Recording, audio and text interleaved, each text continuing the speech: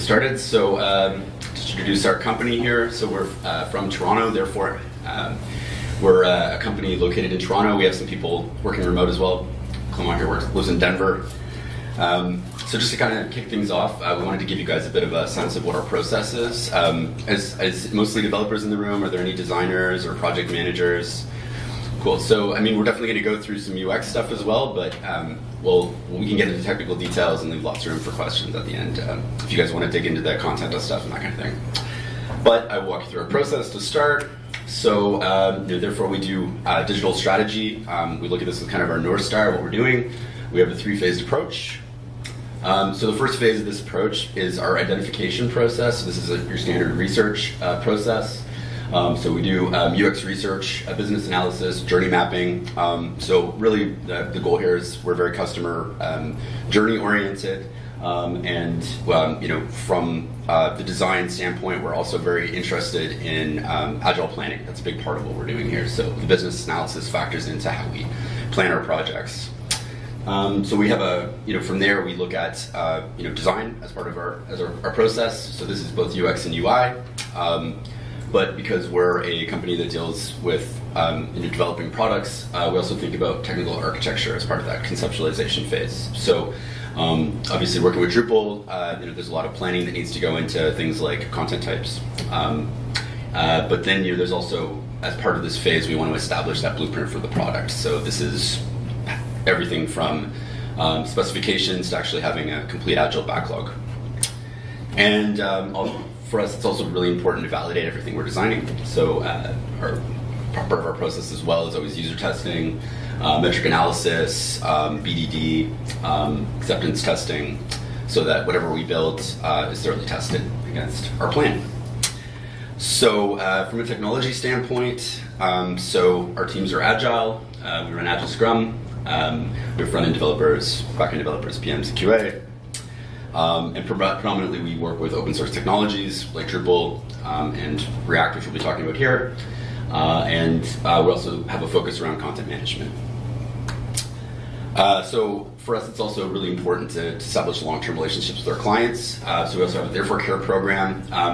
So this is a post-launch support program, but above and beyond that, we also focus on ongoing UX research and strategy. So fitting into just what we're saying about validation before, it's really important for us when we deploy something that it's successful over the long term. So we do that our initial research should inform future research to improve products. So just to give a little introduction to the composition of our team. So UX designers, technical architects, specialized developers. If you're living in Toronto or Ontario, or you're looking to relocate, or you're looking for a new job, you can reach out to us there. Again, we're located in Toronto. So my role at the company, Director of Strategy. So what this means is I oversee our UX research efforts, also just organizational strategy, and business analysis as part of what I do. I've been with Therefore for 6 years, background in development. We're developing with Drupal for years as well. And I'll hand over to Clement. Yeah. Hey. So I'm a technical architect at Therefore. It's been 5 years I'm doing that. If you hear a small accent, it's because I'm French, so just enjoy it, I guess. Okay, great. So the project that we're here to talk about today is a project called Grant Connect. So in 2017, we were engaged by Imagine Canada, which is a nonprofit in Canada, with the objective of redeveloping a product offering that they have. So to give you some background on the organization, so they're a nonprofit that serves the charity sector and other nonprofits. So part of their model is a social enterprise model. So they actually have programs and products which are paid, which support their sectoral goals. So they have a sectoral mandate to support and advocate for the sector, and their social enterprise supports this. So part of that is a product called Grant Connect. So Grant Connect is a fundraising guide and database. It was originally created in 1966. It was a paper guide, and they've been selling it ever since. And it's both from a sectoral perspective. In Canada, this would be one of the main tools you'd use to find grants. So if you're looking for funding for your organization, this would be a tool you would basically have to use. There's a few other things, but this is a critical piece to them. And obviously it's part of Imagine Canada's bottom line. So just in terms of the product context, so right back from that history in print, the product had actually gone through a number of different cycles, constantly replacing technology. So, I'm sure everyone's had this kind of experience where we have a legacy product with a client where, it has a 10-year history or a 5-year history, and then you basically have to rebuild it from scratch. You pull over some data, but otherwise you're building something new. So for them, this was that kind of cycle, using off-the-shelf technology, bespoke stuff, building stuff from scratch.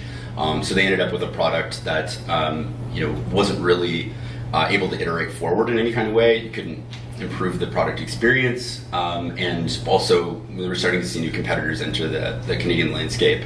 Some companies coming from the States even started to enter the market. So there was this risk to that, something they're using to support sectoral mandate. So in terms of sort of the specifics of the challenge, so when we kind of take this on, it's future-proofing a product with this far-reaching legacy and potential for disruption, a common problem a lot of organizations might face. Some of the specifics of the challenges we faced, there's a large amount of legacy data, so the whole product is basically built on these funder profiles that they've been building and compiling over decades. 100,000 plus records with a number of different attributes. We also have funder gifts spanning decades, so they're actually sourcing data from Canadian Revenue Agency data about the specific gifts that are provided by foundations in Canada to different organizations. So we have millions of records spanning 50 years. And some fairly complex content structures as well with all of this, and an MSQL migration, which is, of course, troubling.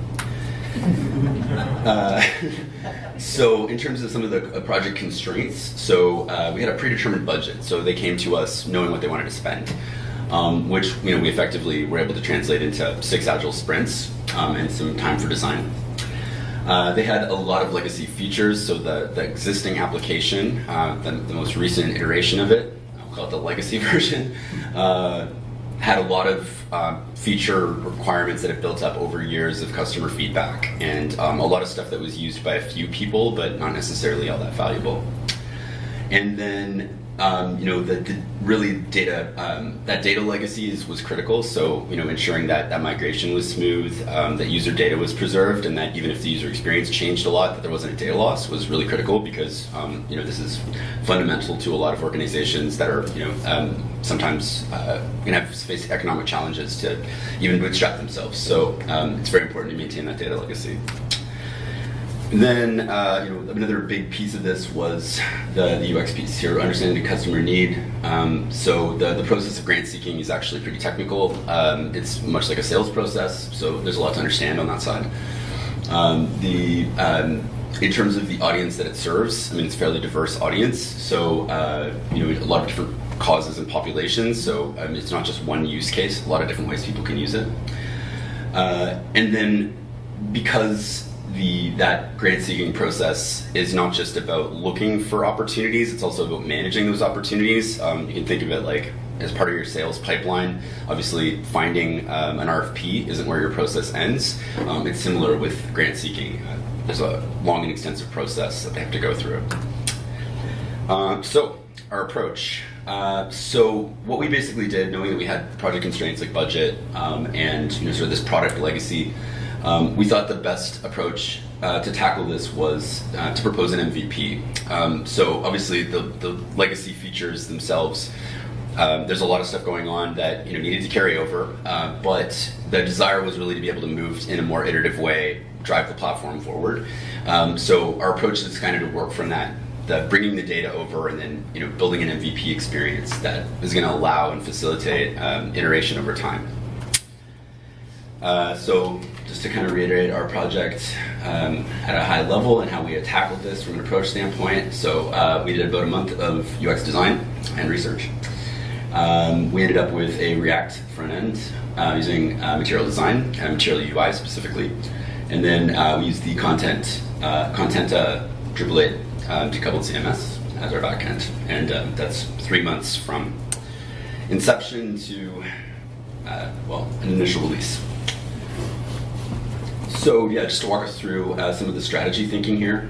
So From a stakeholder standpoint, it was really important for us to engage with the product owner from like a very early stage to look at things from a vision standpoint and then to understand that desire to iterate the platform forward. There were some new features that the product owner had desired, or that stakeholders were looking for, but the main thing was making measurable improvements to the actual user experience. So that was a core goal for us. So there was a good thing about this client and interactions with them. They had there's strong buy-in for new approaches. The MVP approach made sense to them.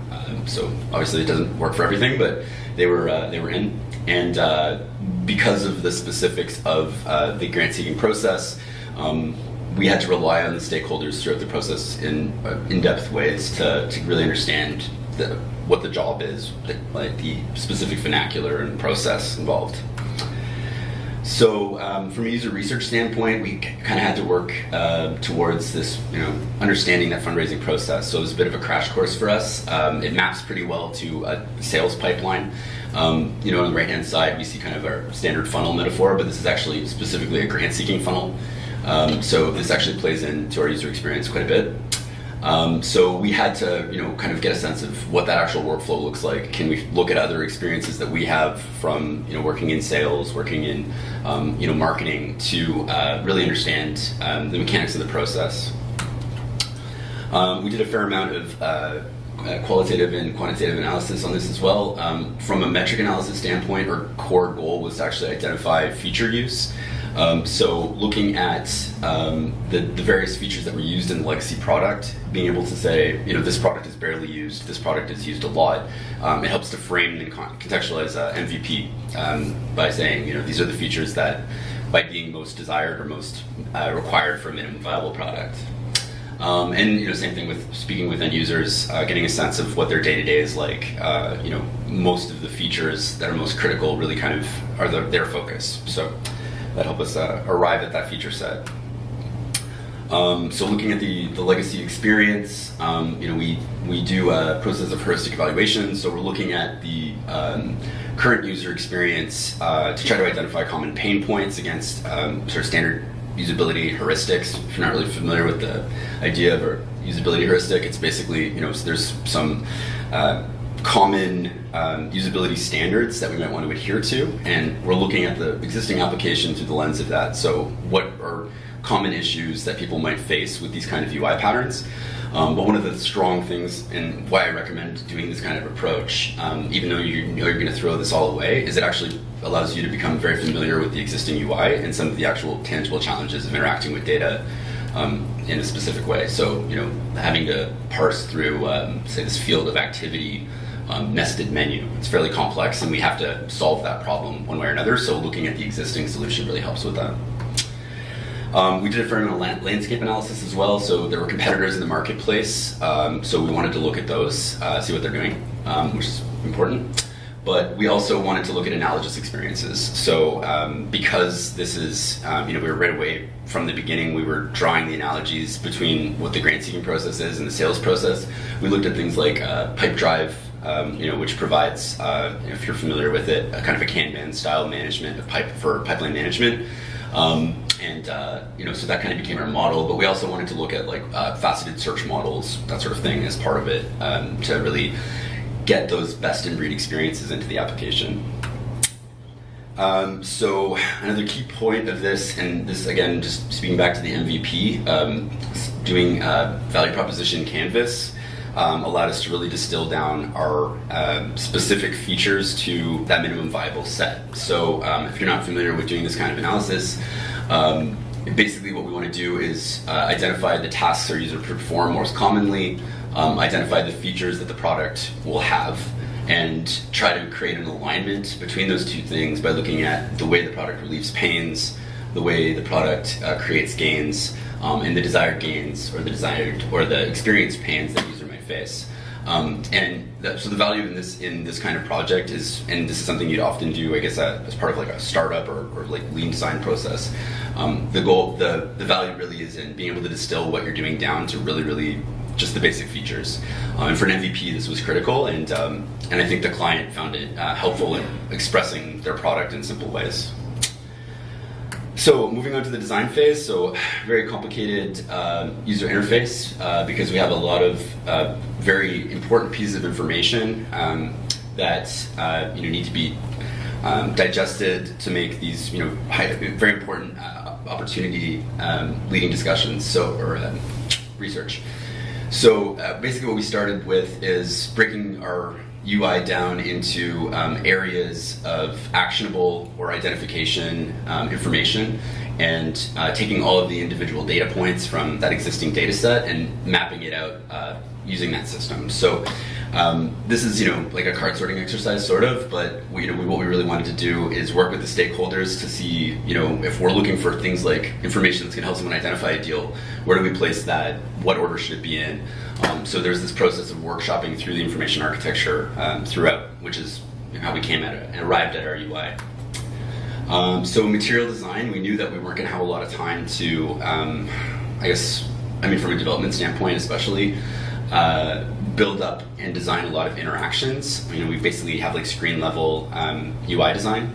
So we relied heavily on material design as a cohesive design language that we could apply, and knowing that we'd be able to bring this into the development space using a material UI. We realized that we get a lot of best-in-class interaction principles just by adopting the framework.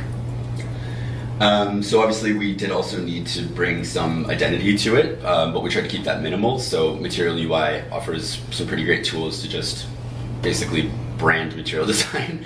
We did identify how color would be used in the UI, both from an informational standpoint and for branding.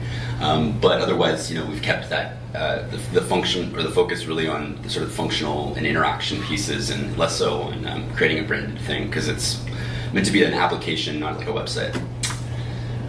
So just to kind of walk you through the experience, and here's where the awkward live demo where everything could go off the rails happens. But so this is the actual alpha state of Grant Connect. We actually just did a last minute rush to fix a bunch of stuff. So just to walk you through the experience, so the core of the experience is really around the search experience, because this is kind of where the whole process starts.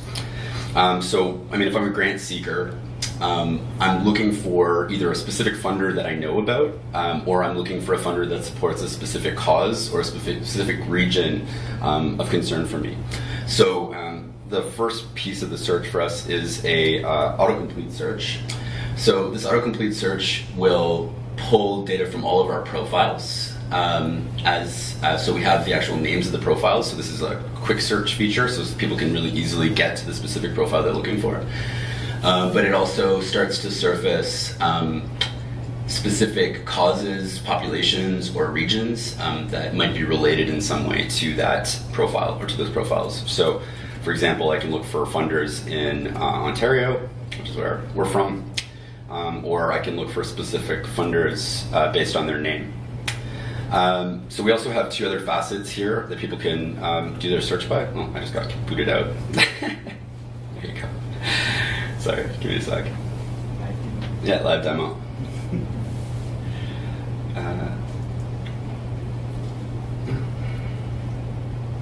Okay. So we also have two other facets that people can explore by. So, I think I'm just totally logged out. Sorry, give me a sec, guys. Here we go. It's only because we're watching. It is, yeah, exactly. Okay.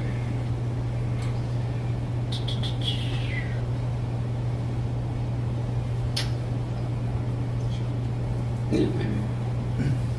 Sweet, I'll throw them in the background. So we're able to select by some of these other parameters as well, and we're also able to just perform an actual keyword search that basically goes against any field that's on the funder. So just going over to the search experience here. Once we've performed a search, we have a facet-driven search that we're able to reduce our search based on more specific parameters. So if I search for a cause, I can dig down into things that are more specific. So if I'm looking for funders that support causes around health, we can look at the difference between a funder that supports issues like mental health versus public health or nursing care. So we were able to drill down to really specific funder parameters. In terms of the specific search results, so we've used a card metaphor to organize the information in the listing. The left-hand side, we have identification information. So this is where people are able to make decisions about who the organization is, how frequently or where they're located, whether or not the profile has been updated recently. Whereas on the right-hand side, we have actionable information. So we have how many funding programs they have available. We have the median gift, which is some analysis that's been done against gift data. And then we also have whether they're open to requests, what their annual revenue is, and what next program deadline is coming. So from here, we're actually able to action directly on these cards to work them into our pipeline. So we have the ability to assign the profile to a different identification or a different stage in the grant seeking process. So, for example, if we have a funder that we believe we might want to solicit, we can put it in an identification stage. And if you can picture like a sales process, we're basically adding this as a new deal to our pipeline. We also have the ability to add notes and hide these cards from the search so they don't show up. The search also has a compressed view, so we wanted to do a list view and a card view. So the list view allows us to have a lot of the high value information displayed in more of a table, so we can do some comparative analysis. It takes up less screen size, but we can still action these things. So if I was doing an initial search and I had an empty pipeline, I could go through and add a bunch of deals really quickly. Once we get down to the funder profile level, and I'll try to do this in real time here. There you go, sweet. Okay, so this is the funder profile. So basically, what we have here is similar to what you saw on the first screen. We have identification information related to the funder. Oh, sorry, more live demo stuff. There we go. So we've reused the same kind of card metaphor here to provide some additional information about the organization for making decisions, about how we want to interact with them. So we're pulling out some gift analysis data. We have information about the programs they have. We have a tagging system here where a lot of the high-level population or causes tags that are related to the funder can be surfaced to the top. So this table here provides the history of gifts that the organization has given to funders. So this allows, if you're a funder, you're basically looking at the kinds of gifts that have been given to similar organizations in the past, so you can decide whether you want to solicit the funder. So this data is like what I was referring to before, where we have basically 1.5 million rows of gift history that we have to parse as part of this. So just some of the other things we're able to do here. So we've already identified RBC in a cultivation stage in our pipeline. We're able to manage the request size, so we can add a request size here. Let's say $4,000 is what we're going to ask for. We're able to manage and add notes, so we can say, move this. Oops.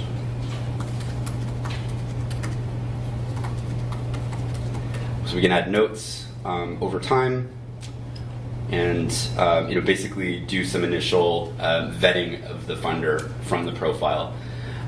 We have a tab system here where we have each of the individual programs that the funder offers. So here's where we can dig into that deadline information you were seeing before, information about how to submit, and just some broad general information about the organization. We even pull in their LinkedIn profiles. So from this stage, once we've identified that a funder might be a tangible opportunity, we can move into our funder pipeline. So basically what we have here, do this tab. So you might be, if you're familiar with Pipedrive or other sort of Kanban oriented funnel metaphors, basically what we have here is columns for each stage of the fundraising process. So we would start an identification where we've identified an opportunity, and over time we're going to move things through to solicitation, where we've actually submitted some sort of proposal for funding, and stewardship, where we're managing the long-term relationship with the organization. Similar to the search, we also have a compressed list view. So this gives us that additional ability to look at kind of all of our deals in a more table-based way. And we can also export the data from our pipeline so that if I do work in, I think a lot of funders also tend to use things like spreadsheets to keep things organized. So if, should the Kanban metaphor not work for them, they can move their deals out of this fairly easily without giving them all of the data. So that's basically the general experience. I guess now I can kind of hand off to Clément, and maybe you can speak to the process of actually developing this. Sure. All right. So therefore, we are using like open source and especially Drupal for content management. And on this project, we had some like baseline from the. Anyway, so what was we needed to do is like we knew we had a short line MVP, so it was like we didn't have a lot of time to do it, but we knew that later we can have iteration on it. So it was we needed something really agile, so we can like move it later on iteration and improvement. So something fast, but we can like move further later. We knew that we had a large volume of content, so a lot of content on it, data, and in a structured way. So we needed something to like be able to store that, and we knew that the experience needed to be great because their old system was not great in experience, and yeah, so that was what we needed.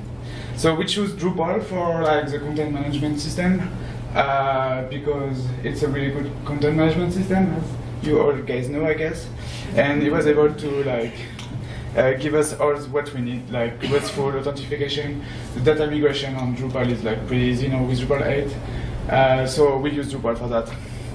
And especially like Contenta CMS. I don't know if you know it, but it's a distribution that starts like as an API first. So the idea is like you install it and it's already ready for an API. So everything is already configured for an API. You already have the documentation of the API.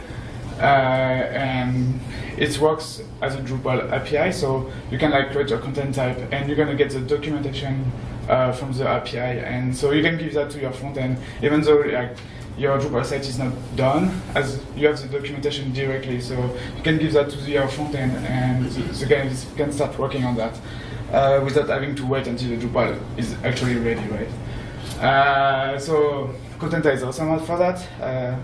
Yeah. For the front end, we choose like React for multiple reasons. Like first one is like we think it's a bit more easy to learn that other like framework, especially if you know JavaScript and HTML. It's pretty like easy to work. There's a huge ecosystem because like the community is huge on React, so there was like everything we needed. And so what means large community also means like you can move really fast, because like community are like building stuff every time, like really fast. So it was really good for us because we knew that we gonna do iteration on it, so we can like move fast on the front end too with that. Oh, sorry. So yeah, we choose React for that. Okay, so we got some challenge on this website, and I'm gonna show you like the challenges we got. I'm not gonna explain everything about the architecture because like we don't have time for that, but big challenges. Okay, one of the big ones was the GIF and financial data. So it's more than 1.5 million row, which is okay in a way, but the issue is like it's linking into like entity into Drupal. So you cannot like externalize that because you need like to have the link with the Drupal entity. And you have to migrate them for Microsoft SQL, which is super annoying.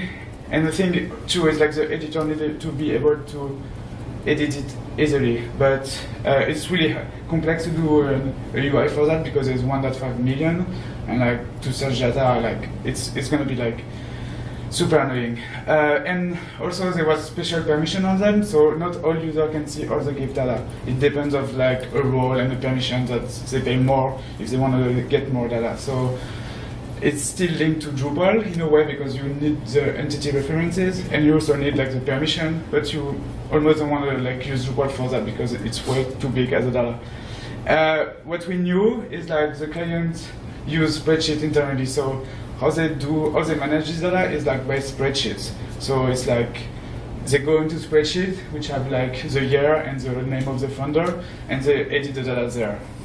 So the solution for that, like we use a custom entity into Drupal, which is you can like optimize yourself. You do whatever you want with the entity, which is awesome, and you don't have to build a UI for that. Super easy. And we exported all the data from Microsoft SQL into Google Sheets, actually. And from Google Sheets, with the Migrate API, we import everything back to Drupal. So why is it great? It's because like the end user are still using like what they use internally, so they can still work on that with a spreadsheet. And in the Drupal, you still have the data because it's migrating into the Drupal, so you can make the link with the entities, which is awesome.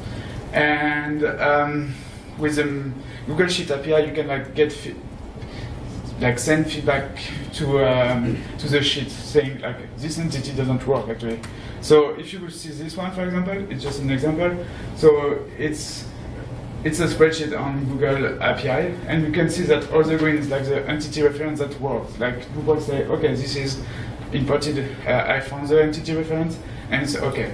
And the red one, for example, is like I didn't find it. So people like can edit it and re-import it, and it will be all right. So that one was one of the big challenges of this project, and this is how we solved it. Another one was the search, because the search is a Solr search with 7 different facets, which is a lot. You have filter, you have sort, like every search, I guess. But you have also user customizations. So a user can say, I don't want to see this vendor anymore in any search, and you can hide them. And this is need to be like done by Drupal because it's linked to a user, right? So you cannot like link directly the Solr to the React app. You have to go through Drupal. And there was also permission, so we really needed to go through Drupal. So what we used for that was like for sure Solr and Search API to customize the search, so created all the facets and everything. And we use Facet API and Views REST, and that delivered directly the content into the React component. So with Facet API, you can like create a REST endpoint for every facet, and you just like migrating everything into a component directly. So you don't have to. It's really awesome. Anyway, one of the other challenge for us is like we had the client on the meeting every day, and when you do MVP, it's really important like to like keep it like to a specific scope, because it's really short and you want a product that works at the end. You really want that. That's your goal. Having the client on the daily call can be an issue because they can see the powerful that you bring to them, and they're gonna say, oh, maybe we can do that. But you really have to say, whoa, if you want an MVP to be done at one point, just like let us work on this small scope. Another big challenge was the Redux store. Do you guys know Redux? It's a store in React to like keep your data in the same way. And this was a big issue for us because we didn't know that well, and we started with like a structure that was not good, and at the middle of the project we had to restart everything for Redux, which took us a lot of time. Some other challenges is like the pipeline functionality. You need to sync the data directly super fast, so you need like a really good response on the backend, because like you don't want like the card to be in the middle of 2 columns. That was a challenge. And there was also a Salesforce integration with OAuth. So we use OAuth to authenticate to Drupal, but Drupal actually have to authenticate to Salesforce. That was a small challenge too. Okay, what did we learn?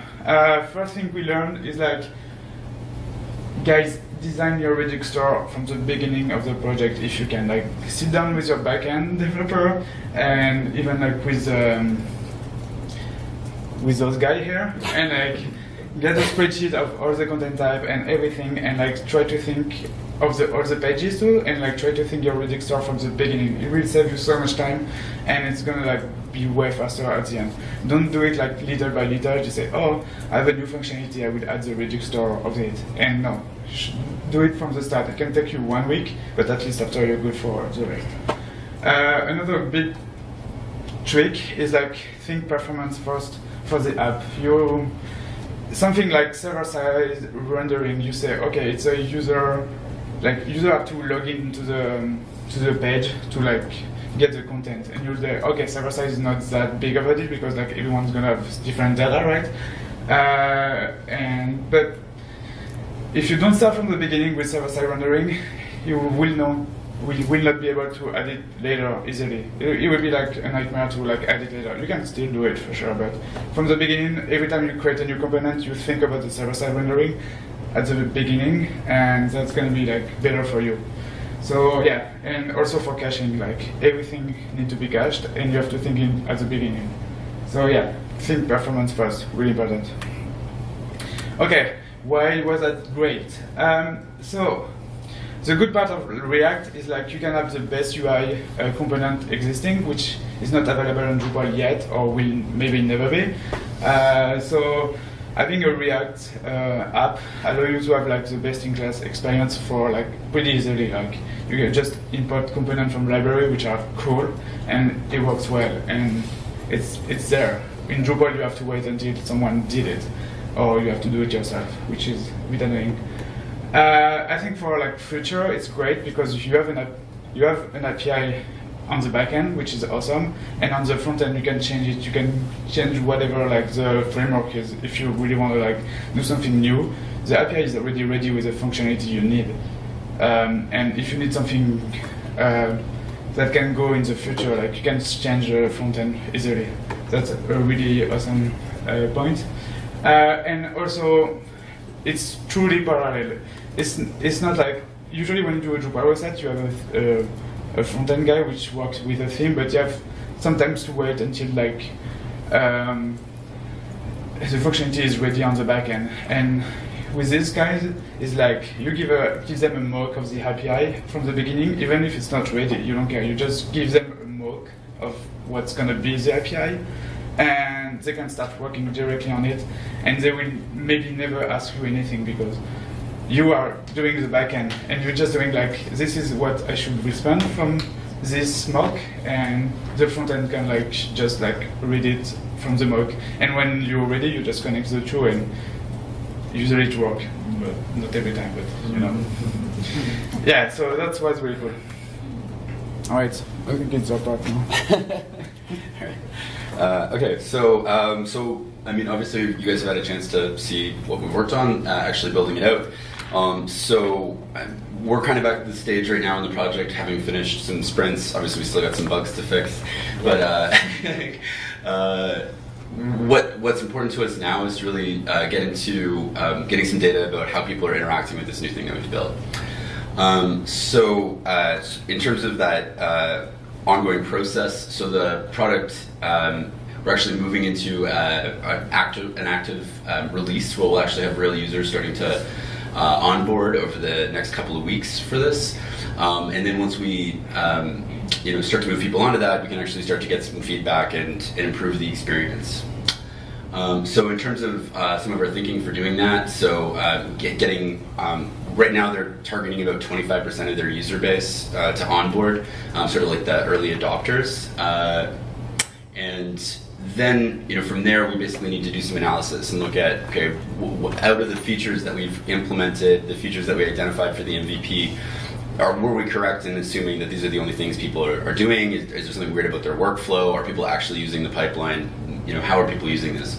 So we wanted to have some really good data coming out of this our development phase to be able to make those kind of decisions and determinations. So we actually used a library called React.ga, and I had a bunch of really weird specific requests about the kind of events that I wanted to see triggered. But basically, we're able to do user flow analysis. We're able to do also look at sort of grouped events around different activities that users are doing with the interface. To really get a sense of are people consistently using the features we're using. So just as an example of specific triggers, or events that we might have here. So this table, we have a user ID, has moved a specific profile to a specific stage. So every single time someone's moved something to a stage, we know both that they've moved that specific profile, but also the specific activity that they've done. So we can get aggregate data about how people are interacting with specific profiles, the kind of interactions people are doing, and basically confirm that people are actually moving something through the whole life cycle. And if they're not, then maybe we can adjust it. Some of the things we're doing here is looking at the way people use search. There's a lot of different facets that, to the client, they're the subject matter experts. So from their perspective, people need all these facets to do their job. But often, if something's kind of below the fold and someone already finds the information they need, then it may not be that they're interacting with all of these things, or it might be an edge case. So over time, we can identify the certain search patterns people are using and hopefully either simplify the search or adjust the interface slightly, to improve that experience, or hopefully drive usage up, make it better. And then also just in terms of how people move through the application, our assumption was that once people had actually identified some deals, they want to be able to manage it in that pipeline as kind of their primary experience. But there's some people who are just going to use this product for search, in which case the pipeline might have limited value. So we want to know that, and we can consider ways that the interface could respond to that. Like for example, providing people with the ability to default to a certain screen. So this kind of data is super useful. Like in terms of making qualitative stuff become quantitative, where we don't just have to ask our users, we can actually look at what they're doing. And so in terms of where we're going with Imagine Canada, as I said before, we started working with them in 2017. Before we got into this project with them, we were actually working with them on our broader research and strategy. So we looked at a lot of their other programs, their products, and their sectoral mandate. And obviously this was the first project we've had an opportunity to work on, but the thing for us is we really don't want to just focus on the product experience, we want to focus on the customer journey. So in terms of where we're going with Imagine Canada, we're currently working on their marketing pipeline into this application and trying to help them arrive at a better state where they're adopting some of the best practices for software as service marketing. So right now, when we first started working with them, they really didn't even think of what they had as a digital product. But now they have something that is obviously a digital product. It's recognizable as a digital product. So I think that part of what we're doing now is working on that, and looking at how we can market the product better so that the value proposition is obvious to users, it's attractive, people are able to onboard really quickly. Right now their sales process is bottlenecked by Salesforce and a bunch of legacy forms and using Shopify for sales. But what we ideally want is like a self-service, onboarding sales process. So our goal really is to work with them on their entire customer journey and hopefully make them more profitable so they can pay us more to do cool stuff. So, I think like part of what our goal is to really take on those customer goals as much as possible, and I think it's a strong model. Obviously, this is a developer conference, and we're always, we're focused on the solution, we're focused on the product, but I think there's like advocating for the idea of, really being part of the value chain for your customers is, it's where we want to be. So, anyways, that's us. So, in terms of us, obviously you guys are developers, so you may not come to us for a unique challenge, but you might be looking to join our team, so feel free to reach out to us at our email. We also have another one that's nyc@therefore, but anyways. We're also giving away one of these Echo spots, so if you've been past our booth, we do have a giveaway, so we'll take your email and you have an opportunity to win one of these, if you're okay with this thing listening to you and just peeping on you everything you do. Sorry. If you want to read more about the case study, we do have more in-depth dive on Drupal.org in the case study section, or you can follow that bit.ly link so we can track your behaviors. And yeah, that's it. So thanks. Any question? Does anyone have any questions? We can also hop back into the thing if you want. Okay. What was your strategy and approach on the React side to be making those API requests? Like, it looks like there's a lot of data on that page, and probably each component is making a call. How are you doing that? I don't know what exactly. I don't know what the response to that actually. So for the search, for example, we just have one call which loads everything. And yeah, for the founder, there's like multiple entities, and like we use JSON API on the backend. Okay. So is it kind of one big call, get all the data, and then render the components? Yeah. Well, no, so it's because it's getting like a Yeah. it's a paged query, right? So you're getting like 10 results based on the search. Yeah. And then we're like, I mean, as much as possible, we're trying to cache stuff on the front end. But I mean, we're also, because we're at MVP, there's some like dirty just hitting the API over and over again, which we were talking about before the talk. Like, how do we improve that? But yeah, I mean, that's, you know, where, like he's saying before, the optimization, the performance first. You know, there was some things where we were prioritizing large amounts of data being on the page over performance, which is the wrong way to do it. But thing is, like, for example, for taxonomy, you want to cache all the taxonomy because you're gonna have a lot of content which are linked to this taxonomy. And taxonomy in like JSON API, you have to load another like call just to get the taxonomy. So when we arrive on the page, we have like all the causes and region, for example, what's the taxonomy. We like first call, we like keep that into the local store, and we never use it. Like we never like call it again. Because it doesn't change very often. Yeah, exactly. And local store, you can say that for like keep it for like I don't know, like 1 hour or 2 hours, right? there's little small wins too, right? With like, I mean, so the facets here, and you were talking about this before, but like the way this loads, basically we have a facet, like an endpoint specifically for the facets, and all this just comes in one call, and it automatically scaffolds, like the component will automatically read the endpoint and scaffold out all the facets. So if we wanted add another facet, it would just be adding another taxonomy to the content type and to the facet endpoint. So there's little wins, right? Like, I mean, you know, we got to work on performance optimization, but then you're like, that's actually a UI optimization that happened on the API side. Yeah. Anyone else? You talked a little bit about how you had a large amount of historic gift data that you had to parse, and Yeah. Can you just talk a little bit more about that challenge, or just like what? Yeah, sure. I have some side on it. So that was like we were talking about the Google Sheets data, which so we can.